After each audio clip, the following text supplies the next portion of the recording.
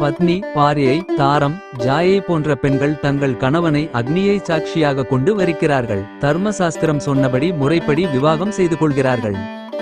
காந்தர்வ விவாகத்துக்கு அக்னி சாட்சியாகவோ சாஸ்திர முறைப்படி விவாகமோ சொல்லப்படவில்லை. காரணம், அது விருப்பத்தினால் மட்டுமே நடக்கிறது. விருப்பமுள்ள பெண்ணும் விருப்பமுள்ள புருஷனும் மந்திரமில்லாமல் செய்து கொள்ளும் விவாகம் இது. இந்த விவாகத்தை தான் நீ செய்து கொள்ள சம்மதிக்க வேண்டும். அயனமும் காலமும் மாதமும் பக்ஷமும் நாளும் கரணமும் முகூர்த்தமும் லக்ன பலமும் சேர்ந்து இருக்கிறது.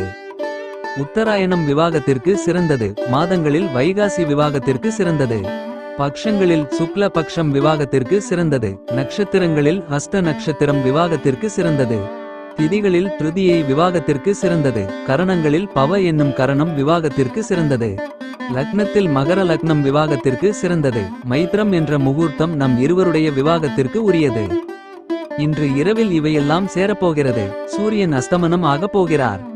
மேல் சொன்ன விவாக லக்னம் இந்த ராத்திரியில் வரப்போகிறது.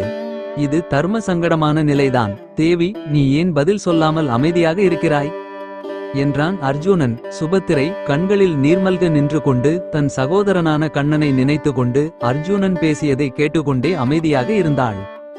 தன் எண்ணத்தை சொல்லிவிட்ட அர்ஜுனன் தனக்கு கொடுக்கப்பட்ட குடிலுக்கு சென்று இந்திரனை தியானம் செய்ய ஆரம்பித்தான்.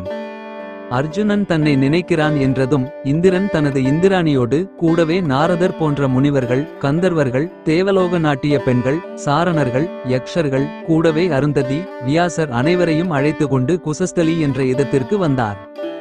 மற்றொரு தனி தீவில் உற்சவத்தில் இருந்த கிருஷ்ணர் இதை அறிந்து கொண்டு தூங்கிக் கொண்டிருந்த பலராமரை விட்டுவிட்டு தன்னோடு அக்ரூரர், சினி, சத்யகன், கதன், வசுதேவர், தேவகி, புத்திசாலியான ஆகூகன் அனைவரையும் அழைத்து கொண்டு துவாரகைக்கு வந்தார். வந்திருந்த நாரதர் மற்றும் பிற ரிஷிகளை பூஜித்து நலம் விசாரித்தார். இந்திரன் விவாகத்தை பற்றி கேட்க அப்படியே ஆகட்டும் என்றார் கிருஷ்ணர்.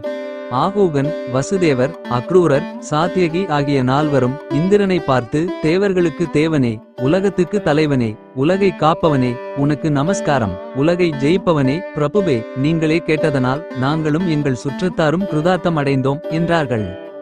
பிறகு இந்திரனுக்கு பூஜை செய்து இந்திரன் அனுமதி பெற்று ரிஷிகளுடன் சேர்ந்து கொண்டு இந்திரனின் பிள்ளையான அர்ஜுனனுக்கு சாஸ்திர முறைப்படி விவாகம் செய்து வைத்தனர். அருந்ததி, இந்திராணி இருக்க இவர்களோடு ருக்மிணி தேவி, தேவகி சேர்ந்து கொண்டு சுபத்ரைக்கும் அர்ஜுனனுக்கும் மங்களமான உபசாரங்கள் செய்தனர்.